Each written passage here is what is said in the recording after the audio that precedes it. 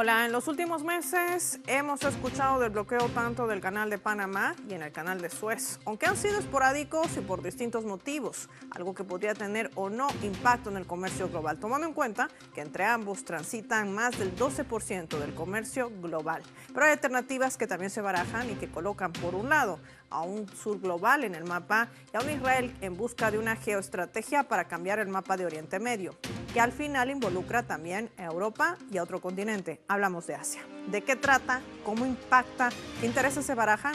Hoy vamos a analizar todos los escenarios. Inicia el mapa. Bienvenidos.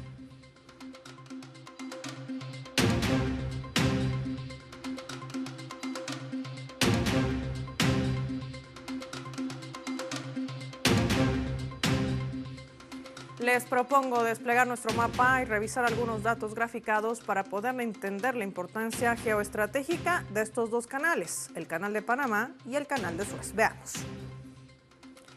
Panamá y Suez, comercio global en riesgo. Vamos a identificar lo que vemos graficado en nuestro mapa, desplegado allí esta interconexión.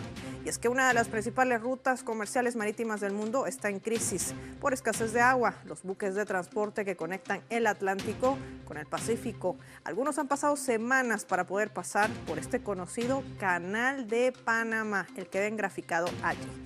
Se habla que por él transporta casi el 6% del comercio mundial. Se estima que pasan por este canal 13,000 barcos anuales y todos pagan peaje, que depende del volumen de carga y también del tamaño del transporte.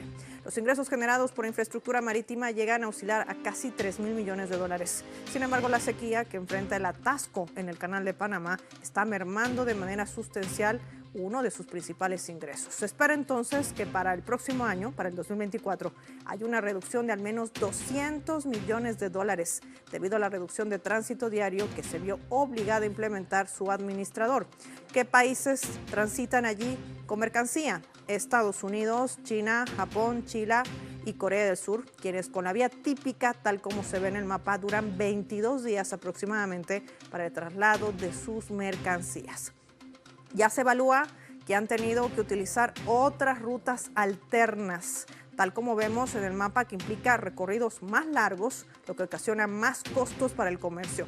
Una de las alternativas se presenta en el Cabo de Buena Esperanza, ubicado en el extremo sur de África, lo ven allí puntualizado, cuya ruta es de 32 días. Por ejemplo, las exportaciones de grano estadounidense hacia Asia optan por el canal de Suez, que dura 30 días en medio de esta ruta. Vamos a seguir desplegando nuestro mapa para sumar más datos y poder entender el impacto o no que podría tener en el comercio global. Lo ven graficado. ¿Qué es esto? El canal de Suez.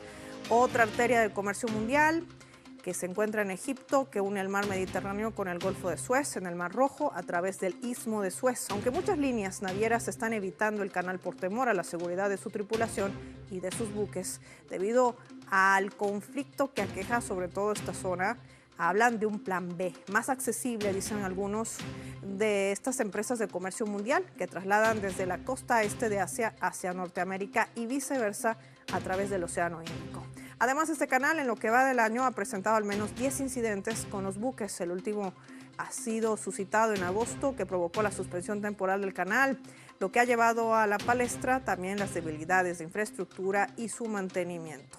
Esta ruta registró, por ejemplo, el año pasado cerca de ingresos que se oscilan en 8,000 millones de dólares, superando un récord histórico a comparación de la misma gestión, pero del año 2021.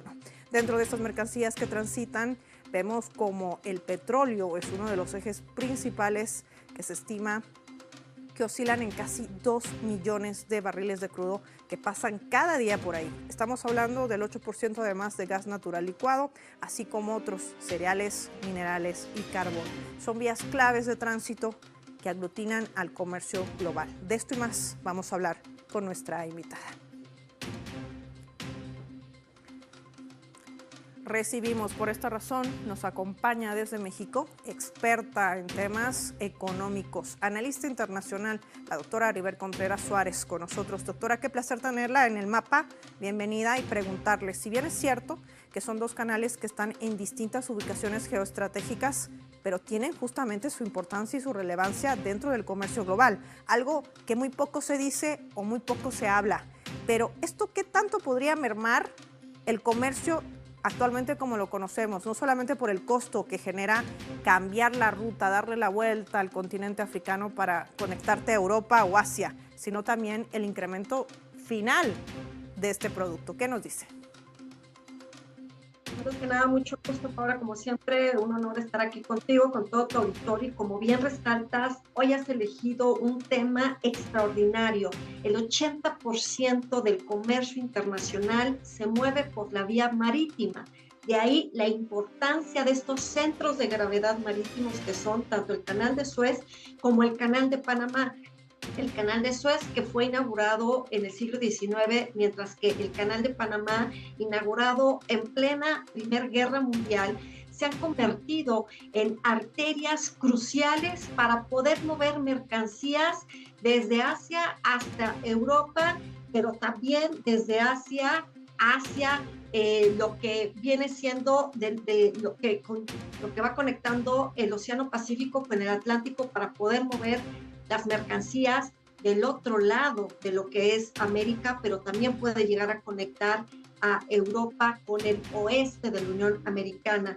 Vemos cómo estos dos canales que se han convertido en ejes motores del dinamismo del comercio internacional marítimo, pues hoy presentan nuestro ojo internacional, porque el Canal de Panamá ya desde hace tiempo, a pesar de que hubo una ampliación de una tercera esclusa, pues presenta un daño por el cambio climático, que es estas sequías, esta carencia de agua suficiente, que a pesar de que las autoridades dicen que están bombeando el agua suficiente para que puedan atravesar los buques a través de este canal, pues sí atrapa la atención si en verdad pudiera llegar a quedarse en completa sequía. Y por el otro lado, el Canal de Suez, que sin duda tiene una gran carga geopolítica en esta coyuntura que estamos viviendo derivado al conflicto en Medio Oriente, pues atrapa nuestra atención desde el año 2021, cuando quedó atrapado el buque Ever Given, este buque que quedó atravesado y que después de muchos meses de litigio finalmente hubo un acuerdo entre las autoridades de Egipto con la empresa que administraba este buque. Hoy el Canal de Suez sigue teniendo mucha carga geopolítica, sobre todo por estos buques que pudieran llegar a estar vinculados con el gobierno israelí o con empresarios, derivado a que este grupo hutíe del suroeste de Yemen, que pues ha dicho que estará atacando a cualquier buque relacionado con esta nacionalidad, y que entonces nos cuestionamos hoy cómo es que una disrupción en un lado y en el otro pudiera llegar a afectar al comercio internacional. Es decir, se pueden convertir en cuellos de botella que pudieran llegar a afectar terriblemente y mucho más agudamente que lo que vimos en la pandemia a lo que es la disrupción de las cadenas de suministro. Es decir, tú ahorita mencionabas atinadamente, Paola, toda la cantidad de productos que se van moviendo en un canal y en el otro, pero si nos damos cuenta son materias primas. El Canal de Suez mueve mucho lo que son energéticos, mientras que el Canal de Panamá mueve lo que son granos, entre muchas otras mercancías, pero al final tanto unas como otras son materias primas que se requieren para una gran cantidad de industrias, para muchos sectores. Entonces, si se convierten en cuellos de botella que no se logra liberar, que no se logra visualizar otras alternativas, entonces el mundo pudiera entrar en una etapa de disrupción de cadenas de suministro 2.0, donde pudiera estar impactando a grandes industrias en diferentes coordenadas a nivel internacional, Paola. Aribel, has tocado un punto clave. Muchos se preguntan qué otras alternativas podría haber al canal, por ejemplo, de Panamá. Si ponemos el ojo en el sur global, hay una propuesta de un corredor bioceánico que ha planteado el presidente de México, López Obrador. Se habla de que podría incrementar hasta en un 5% su Producto Interno Bruto, y esto además colocaría una vez más al sur global dentro de este mapa geopolítico. Muy importante este dato porque se trabaja de manera también mancomunada, si vale el término, para unir justamente este océano Atlántico con el Mar Caribe y de alguna manera también el Pacífico. Una triple, digamos, un triángulo que permitiría no solamente aminorar los costos, sino potenciar aún más el foco de interés, sobre todo en este tema, materias primas, petróleo, cereales, minerales. ¿Qué nos dices? El canal del Istmo de Tehuantepec acá en México es una apuesta por parte del gobierno de México para poder conectar, poder mover mercancías, sobre todo mercancías sólidas, por supuesto, como granos, como productos terminados, de tal manera que se acoten los tiempos. Pero también hace tiempo atrás, Paola, recuerdo cuando yo estaba haciendo mi tesis doctoral, yo hablaba sobre la posibilidad de este canal en Nicaragua, una inversión china que quedó paralizada y que la apuesta era que en corto tiempo podía operarse. Yo creo que también esta pudiera llegar a ser, si se retoma este proyecto, que se reactive. También estamos viendo que como posible alternativa, pero no en esta coyuntura, sino más adelante, pudiera ser el retomar el proyecto que el gobierno de Israel había puesto sobre la mesa en la península del Sinaí, llamado el canal de Ben Gurión. Este canal, que si vemos un mapa en lo que es el Mar Rojo, de lejos de irse hacia la izquierda para tomar la ruta al canal de Suez, pudiera el buque tomar hacia la derecha, tomando esta posibilidad de este canal. Sin duda se han abordado diferentes alternativas para poder dinamizar el flujo, porque aunque no estuviera esta carga geopolítica en esta coyuntura, ni tampoco el Canal de Panamá estuviera viviendo esta situación de cuestión del cambio climático, al final aumenta la manera en cómo estamos haciendo el comercio, utilizando cada vez más la vía marítima por costos, principalmente, que aunque es más largo, el tiempo de llegada finalmente es una opción extraordinaria, sobre todo para aquellas mercancías que por volumen, como un automóvil, pues no pueden ser trasladadas de otra manera. También se está aumentando cada vez más la manera de utilizar lo que se llama el comercio multimodal, es decir, varias formas para poder mover una sola mercancía, sino que además de estas dos situaciones que se viven, estamos visualizando que las rutas ya no son suficientes. Los buques en el Canal de Panamá, además de que pagan altísimas cuotas, tienen que hacer fila, Paola, para poder esperar su turno, a pesar de que en Internet se puede ir reservando y pagando la transferencia de los costos. El canal de Suez, desde antes de lo que ha sucedido a partir del 7 de octubre, es un canal que también se ve desde satélite, se podría ver o se puede ver en páginas cómo los buques están formados para poder ir de sur a norte o en dirección opuesta. No es tan fácil por las dimensiones de los buques, de que puedan entrar varios buques al mismo tiempo. Hemos visto cómo también la tecnología se ha movido para que también los buques estén utilizando ahora energías limpias, es decir, le están apostando a este gas verde que contamine menos, pero más allá de la parte sustentable, vemos que el comercio se mueve a una gran velocidad superior a la capacidad de la infraestructura establecida. Así que sin duda tenemos que buscar y ver cómo las navieras le pudieran apostar a buques con una gran capacidad de contenedores, pero a lo mejor mucho más angostos, porque algo que ha venido sucediendo es que la evolución de estos buques portacontenedores, que cada vez son más grandes, de mayores dimensiones, para poder tener más capacidad de un solo viaje, también nos obstaculiza la manera en cómo puede llegar a pasar. O sea, el Canal de Panamá tiene medidas limitadas en cuestión a lo ancho de que pueden pasar los buques. Entonces yo creo que se tiene que mover la tecnología, la apuesta empresarial y ver cómo es que también los puertos y la capacidad de estos canales pueden tener una manera mucho más automatizada para poder ir liberando el paso de buque por buque, porque de lo contrario, si no, pues las navieras van a tener que apostarle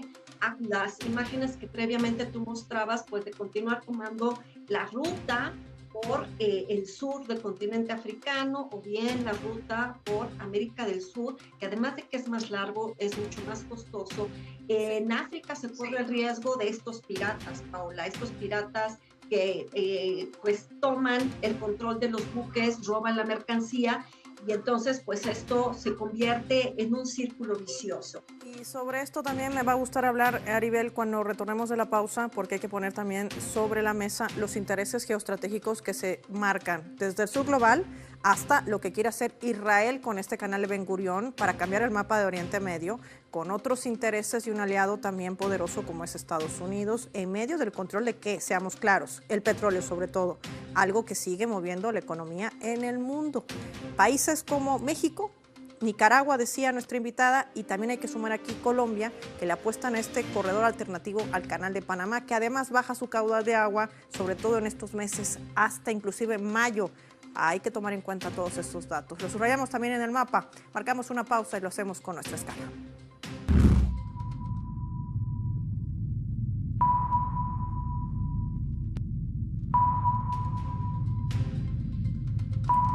A propósito de esto, el portal web de noticias.capital habla en el cuerpo de su noticia y la titula: México busca competir con el Canal de Panamá.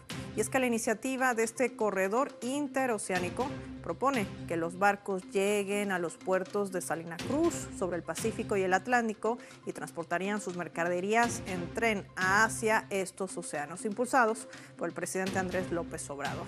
El llamado corredor interoceánico, que atravesaría el istmo de Tehuantepec, podría convertirse en un complemento o una competencia para el Canal de Panamá y en una fuente de ingresos importantes para México, ya que el gobierno lleva invertido cerca de 2.800 millones de dólares en trenes de carga y turismo para unir estos puertos. Y se estima que cuando este proyecto esté definitivamente en marcha, signifique una subida entre el 3 y 5 puntos de ese Producto Interno Bruto para México. Estas son alternativas que plantea el Sur Global con una mirada más de integración y sobre todo que potenciaría el crecimiento de los países involucrados. Ya volvemos.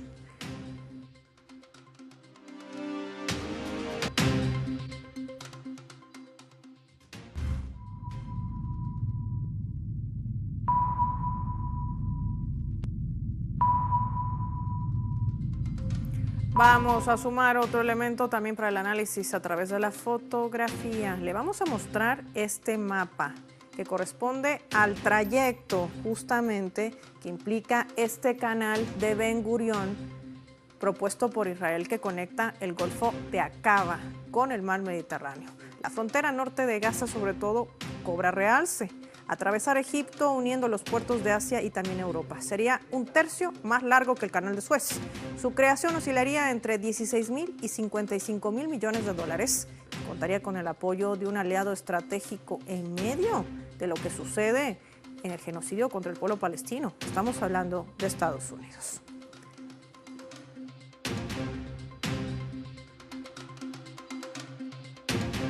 Retomamos este punto, Aribel, porque creo que es no solamente interesante, sino también dentro del área comercial una propuesta que ya manejaba Netanyahu desde la 78ª cumbre de la Asamblea General de Naciones Unidas. Él mostraba su mapa y decía, este corredor, el corredor de Ben Gurión, va a conectar. Pero el objetivo central es sacar de lado a Egipto, quien controla el Canal de Suez, mermando el ingreso para ese país, pero además, sobre todo, controlando más de ese 12% del comercio global, sobre todo cuando hablamos de un tercio del petróleo que circula por países de este Golfo Arábico-Pérsico.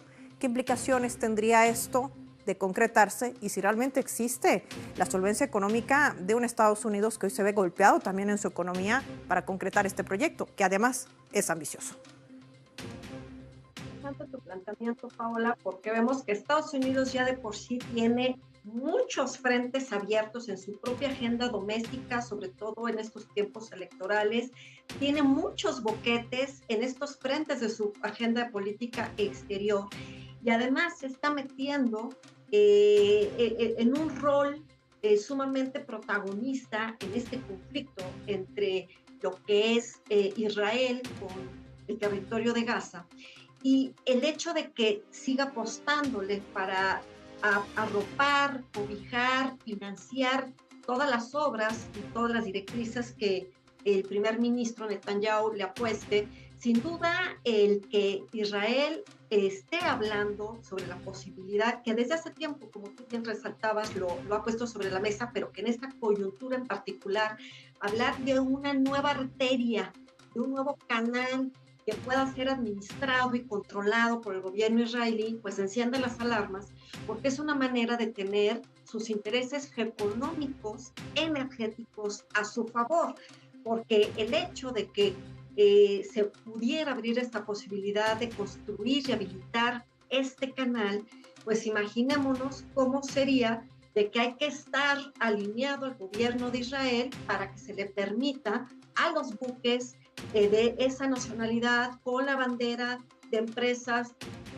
a cierta de nacionalidad para que entonces puedan pasar, porque si no, ante cualquier disputa diplomática, entonces el gobierno israelí tendría la capacidad de bloquear y cerrar esa arteria para que no pasaran esos buques. Por eso es que es muy importante entender cómo es que un canal no nada más es un tema de comercio internacional, es un tema de geoestrategia cuando hablamos de la manera en cómo las materias primas están transitando por estos buques, que aunque se paga el derecho de transitar, al final del camino, la autoridad portuaria que pertenece a un gobierno federal tiene la autoridad de decidir si un buque pasa o no. Entonces, esto le permitiría al gobierno israelí tener un control de la región sobre qué buques sí pasarían y qué mercancía pasarían, que por supuesto no lo harían de manera gratis, también cobrarían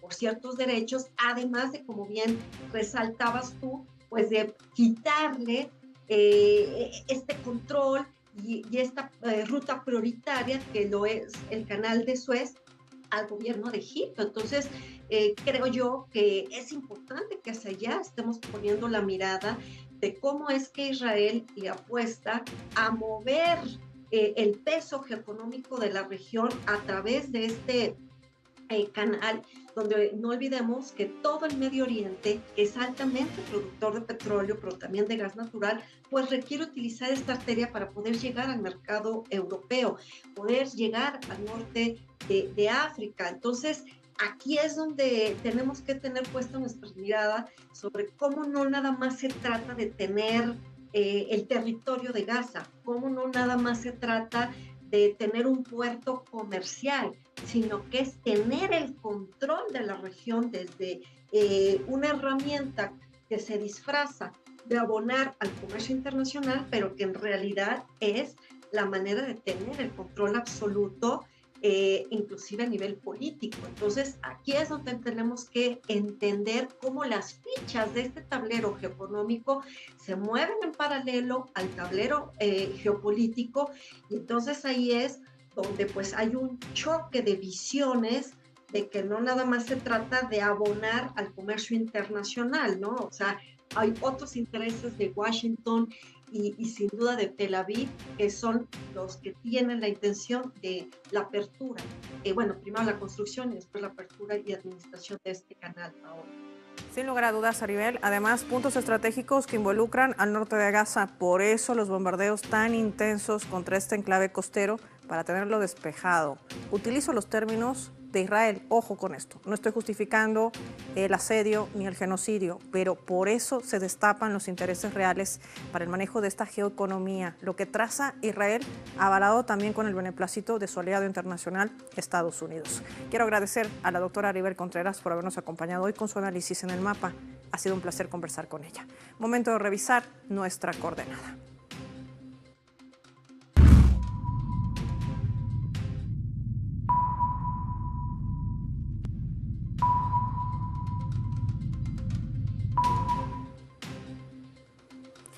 Hay otros hechos geopolíticos que se vienen desarrollando y que también impactan en el mundo. Nicola Jadua, desde Chile, nos va a comentar sobre los ataques a bases estadounidenses ilegales que permanecen en Siria e Irak. Son bases norteamericanas. ¿Qué implica todo esto en medio del rechazo a este genocidio contra el pueblo palestino que comete Israel y bajo ese beneplácito de Estados Unidos? Veamos.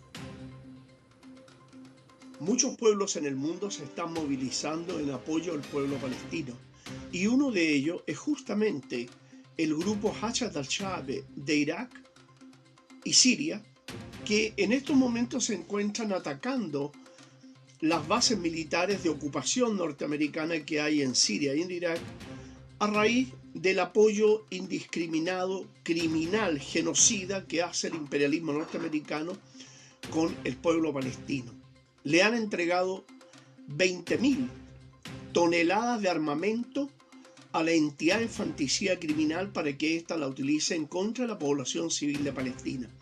Los pueblos del mundo, y especialmente los pueblos en Medio Oriente, se están sumando a esta campaña de lucha en contra de los intereses norteamericanos, tanto en Asia Occidental como en el mundo entero, a través ya sea de boicot, a través de acciones como en este caso militares directamente, como es el caso de Hashad al-Shaabi, que está atacando todas las bases militares en Siria y en Irak. El objeto de esto es justamente sacar de allí a estas bases que son ilegales, ilegítimas, que son producto de la colonización por la fuerza de las armas y en ningún caso han sido ni invitados por el pueblo iraquí ni el gobierno iraquí, sino que se impusieron por la fuerza de las armas. Ante esta situación, en que en reiteradas oportunidades se le ha pedido al imperio que saque sus soldados de allí, que deje de ocupar territorio iraquí o sirio, entonces el único lenguaje que se vio en la práctica real que entiende el imperio es el lenguaje de la fuerza de las armas. Esta situación se lleva adelante además no solo en apoyo al pueblo palestino, que es una causa tremendamente justa y necesaria por lo demás, sino que además porque Estados Unidos se ha encargado de crear grupos terroristas, importar grupos terroristas hacia Medio Oriente para interrumpir el buen desenvolvimiento de los países como Siria, Irak, Palestina, Líbano y tantos otros en las conocidas tropelías que comete el imperio alrededor del mundo. Gracias a Nicolás Agua por ubicarnos en otros hechos que también tienen su impacto en el mundo y que no podíamos dejar de mencionar aquí en el mapa. Ya para finalizar el programa vamos a revisar nuestro vector.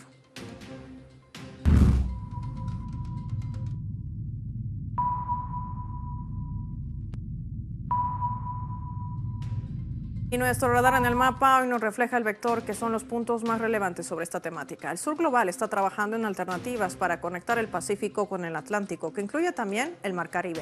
El comercio global está cobrando cada vez más relevancia. Por esta razón, el corredor bioceánico podría convertirse en un gran eje en esta zona del mundo y también generar una ruta alternativa al Canal de Suez y al Canal de Panamá. La mirada del Sur Global difiere de la geoestrategia de Israel con el Canal de Ben Gurión, que al contrario busca apoderarse del manejo del 12% del comercio global en el mundo, erradicar el Canal de Suez, sacar del mapa a Egipto y modificar así lo que sucede en Oriente Medio en medio de un conflicto avivado. Todo se resume en el control del petróleo, lo que sigue manejando la economía en el mundo. Soy Paola Pérez y nos vemos en otra edición del Mapa.